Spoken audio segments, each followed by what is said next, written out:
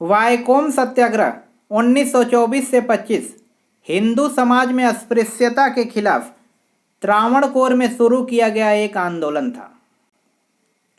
समाज के सभी वर्गों को बिना किसी भेदभाव के मंदिर में जाने की स्वतंत्रता प्राप्त करने के लिए यह आंदोलन वायकोम में शिव मंदिर पर केंद्रित था।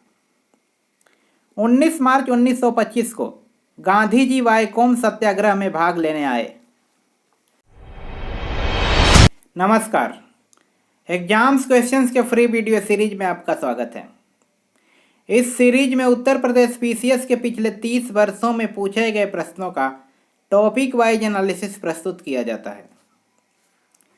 आज के वीडियो में उत्तर प्रदेश पीसीएस द्वारा 2021 के प्रीलिम एग्जाम में पूछे गए मॉडर्न हिस्ट्री यानी आधुनिक भारत के इतिहास के सभी प्रश्नों का डिटेल्ड एनालिसिस प्रस्तुत किया जाएगा। चलिए शुरू करते हैं। Question number 1, poverty and un British rule in India नामक पुस्तक किस वर्ष प्रकाशित हुई? पहला 1900 ईस्वी, दूसरा 1901 ईस्वी, तीसरा 1902 ईस्वी, चौथा 1903 ईस्वी। जिसका सही जवाब है दूसरा 1901 ईस्वी। दादा भाई नौरोजी ड्रेन थ्योरी के प्रमुख समर्थकों में से एक थे। उन्होंने अपनी 1901 की पुस्तक poverty and un British rule in India में इसका प्रसार किया। उन्होंने ब्रिटिश संसद के पहले भारतीय सदस्य के रूप में कार्य किया। उनका पहला आंदोलन 1859 में भारतीय सिविल सेवा में भर्ती से संबंधित था। 1865 और 1866 में नौरोजी ने लंदन इंडियन सोसाइटी और ईस्ट इंडिया एसोसिएशन की स्थापना में मदद की। अगला प्रश्न, भारतीय इतिहास के संदर्भ में वायकोम सत्याग्रह के संबंध में निम्नलिखित कथनों में से कौन सा या से सही है या है? पहला, यह अस्पृश्यता और जातिगत भेदभाव के विरुद्ध था। दूसरा, महात्मा गांधी ने इस सत्याग्रह में भाग लिया था। नीचे दिए गए कूट से सही उत्तर चुनिए। पहला, केवल एक, दूसरा केवल दो, तीसरा एक और दो दोनों, चौथा न तो एक नहीं दो।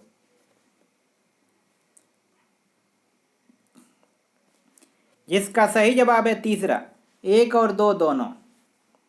वायकोम सत्याग्रह 1924 से 25 हिंदू समाज में अस्पृश्यता के खिलाफ त्रावणकोर में शुरू किया गया एक आंदोलन था। समाज के सभी वर्गों को बिना किसी भेदभाव के मंदिर में जाने की स्वतंत्रता प्राप्त करने के लिए यह आंदोलन वायकोम में शिव मंदिर पर केंद्रित था। 19 मार्च 1925 को गांधी जी वायकोम सत्याग्रह में भाग लेने आए।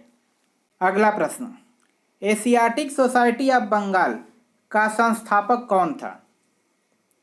पहला, जोनाथन डंकन, दूसरा सर विलियम जोन्स, तीसरा वॉरेन हेस्टिंग, चौथा विलियम बेंटिक। जिसका सही जवाब है दूसरा, सर विलियम जोन्स।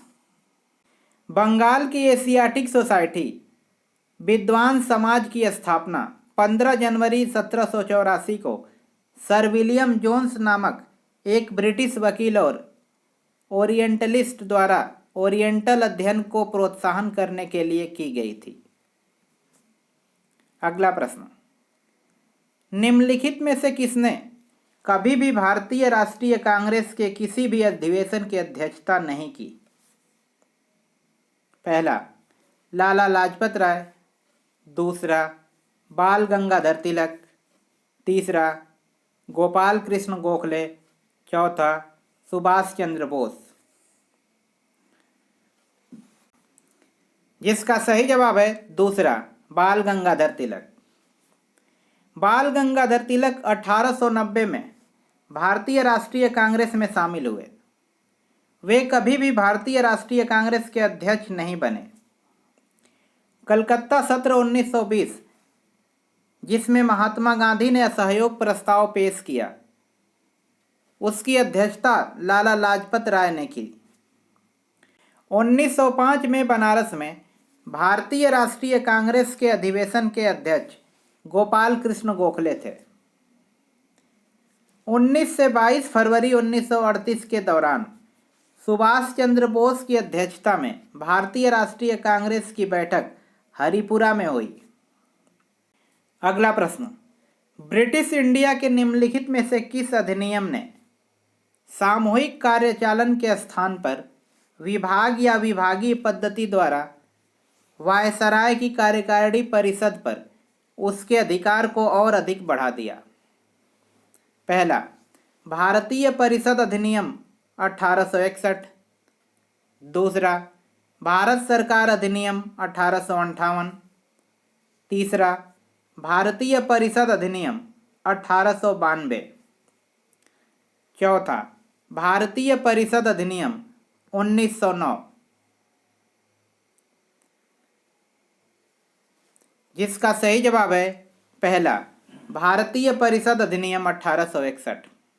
1861 के भारतीय परिषद अधिनियम ने वायसराय की कार्यकारिणी परिषद को विभागीय प्रणाली पर चलने वाली एक लघु कैबिनेट में बदल दिया और 5 सामान्य सदस्यों में से प्रत्येक को कलकत्ता की सरकार का गृह, राजस्व, सैन्य, वित्त और कानून के एक अलग विभाग का प्रभारी बना दिया। इसी क्वेश्चन के साथ इस साल पूछे गए प्रश्न समाप्त हुए। ऐसे ही और वीडियो के लिए एग्जाम्स क्वेश्चंस को सब्सक्राइब करना ना भूलें। धन्यवाद।